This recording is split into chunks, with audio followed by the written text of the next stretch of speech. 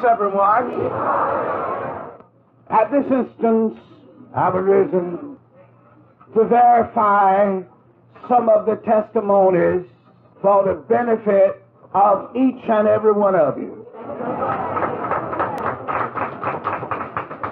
It is true, as has well been said, my spirit and my presence are operative and expressive. And it is good to vision, but visualize the perfect picture. For this cause, I do not use material remedies, neither do I use material methods. And customarily, if a person is dead, I will not make a physical effort to raise him. I mention this because some may think at times, because I do not lay hands on the sick, the weary, or afflicted, to heal, or to bless them in any way. Some may think it's strange that I do not even so much as shake hands with a person when I'm stressing and concentrating my blessings upon them. Do not feel strange, neither think thou of that thought. Do not feel as if though it is necessary for me to touch you, to speak to you, or to see you, to bless you. For my spirit and my presence are operative and expressive, just as it was before I had anybody.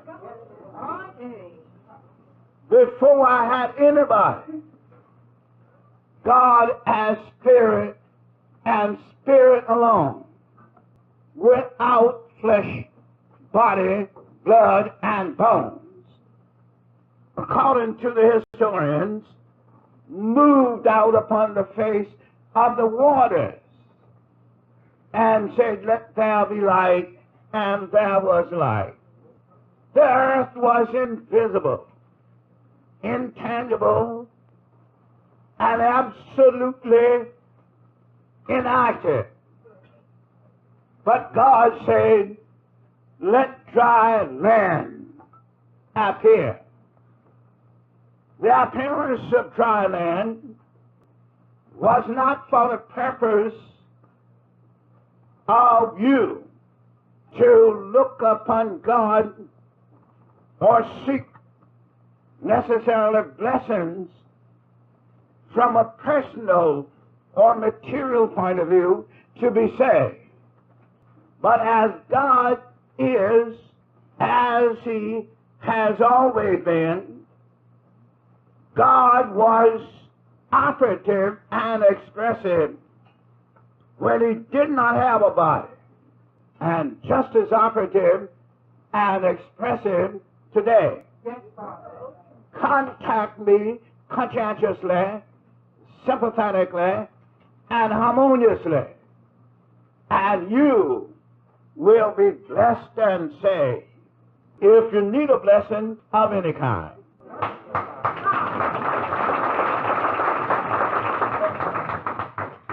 If you retrace your thoughts back to the disciples, their commissions, individually and collectively, were to go and preach the gospel. But it was not anything they did so effectively of themselves personally. On one occasion, they were trying to cast out the other fellows that were in a man. And Jesus said, such kind cometh out with fasting and with prayer.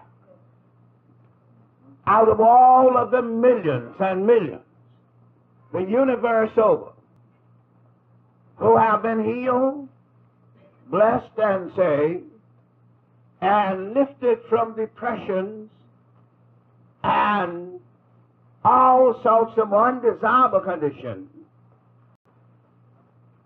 those blessings came upon them through contacting me mentally and spiritually. As someone mentioned, in faraway Australia, I have proven to the world conclusively I am just as operative and expressive in Australia, in Europe, and in Africa at the same time. Yes, right. It's wonderful. As God is omnipresent,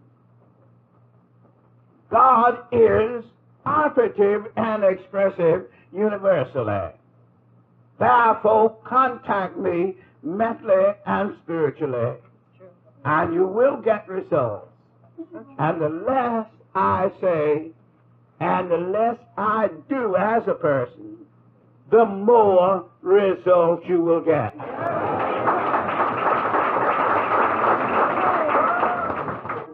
So do not feel embarrassed or feel bad, as may be termed, if it's not anything you see me doing. Hey, my Lord. For if I was an MD, then I would be required to do something from a physiological point of view, yea, from a personal point of view, since I am doing it all by my spirit. Oh, it's wonderful. I'd like to say to all of you, let my blessings according to your faith be upon you, and I will not necessarily speak about undesirable conditions. For in my consciousness, they have no existence.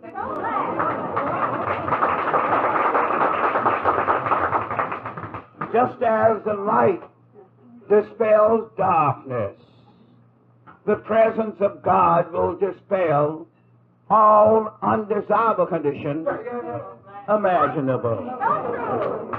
So true. They are only imaginations that are expressions of undesirableness and misery, disappointment, and failure.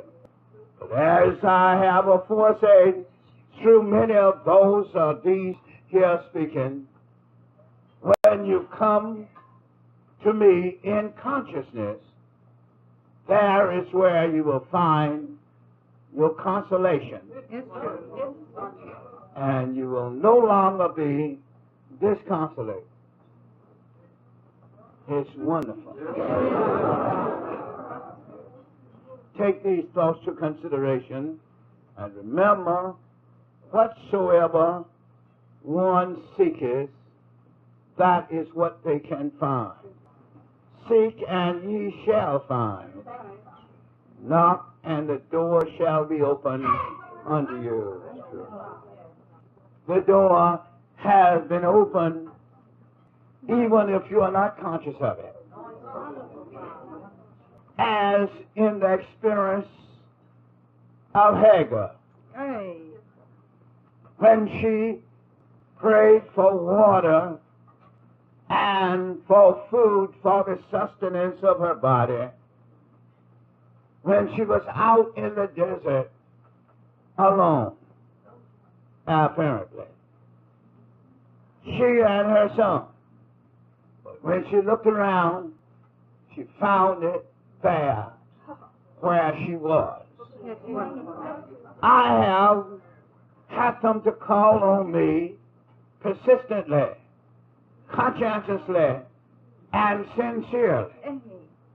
in Australia, in Europe, in Africa, So true. and in all of the South American countries, those who have called on me, I did not allow them to see me personally until they had received the blessing, to let them know it is supernatural and impersonal.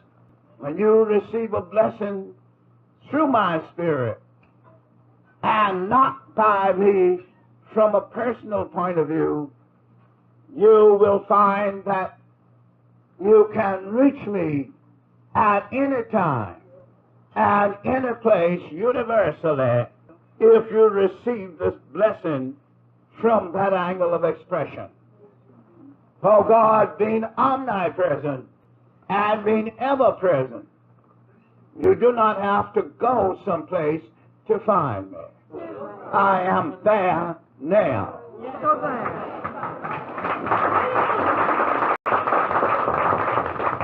There are those in Australia, New Zealand, and in the other far countries of whom would be happy to see me. Same as you here. But as a word of consolation for them, they need not expect to see me personally, not inside of a few hundred years.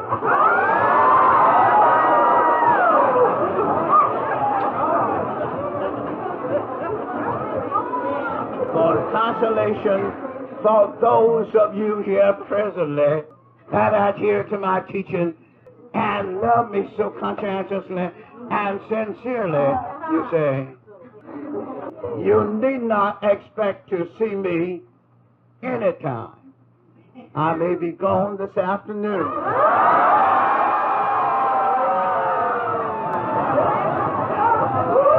If you are just looking for my body or my personal presence, whichever, I am here to stay. But if I am expected and look forward to be here at all times personally, I may be gone someday. At all times personally. And yet I will be here just the same. So do not feel as if though any of you have a monopoly on the body. For the body is not the great essential as for the redemption of the people, but the spirit. While yet if you observe my spirit and even observe it personified, it is possible for you to visualize vividly and reproduce the characteristics, the nature, the spirit, the success, the prosperity, and all of the blessings that such a conviction brings. Then you are doing something.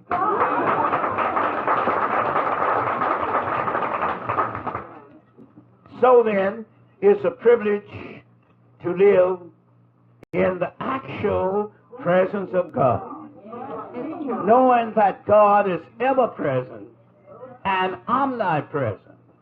And if God is ever present, why worry about the omnipresence of God?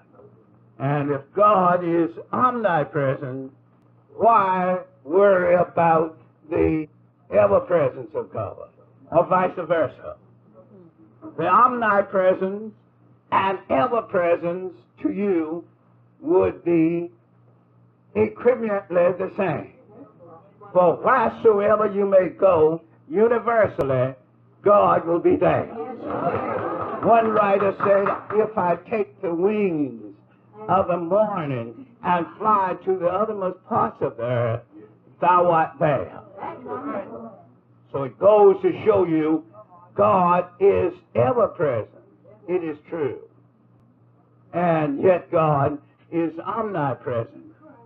And you need not fret nor worry if you are conscious of God's presence. For it's summer in the winter and winter in the summer. No doubt a good many of you realize it. In Australia, it's winter when it's summer here, and summer when it's winter there.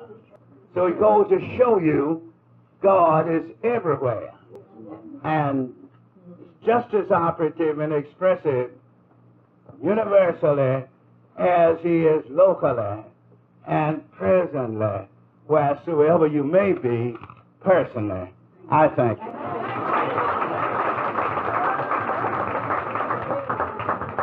It's wonderful, wonderful, wonderful. I did not mean to say anything, or in other words, I should not have said anything. What has been said, I'll cancel it off of the record, for what had been said before I spoke personally was very explicit and profound and was sufficient for the record, and is sufficient to be accepted as a message of today. I thank you.